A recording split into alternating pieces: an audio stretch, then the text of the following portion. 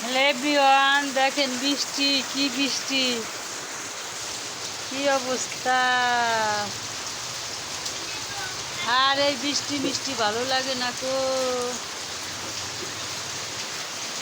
কিসের ভিতরে থাকি, কি অবস্থা।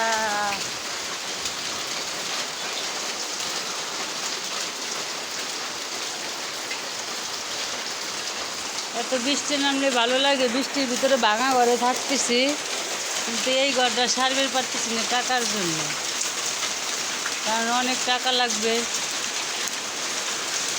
এই ঘরটা অনেক টাকা লাগছে, 20 লাখ তো চলেই গেছে। এখনো ঘরটা সারবে পারিনি, সারা হয় নাই, এখনো অনেক কাজ বাকি আছে।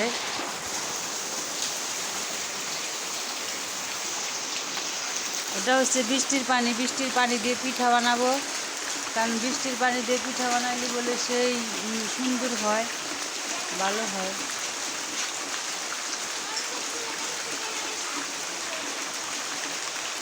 আর আমার মেয়েটা আজকে স্কুল নাই, খেলাধুলা করতেছে। স্কুল বন্ধ, স্কুল দিয়ে দুটো স্কুল যাবে কীভাবে।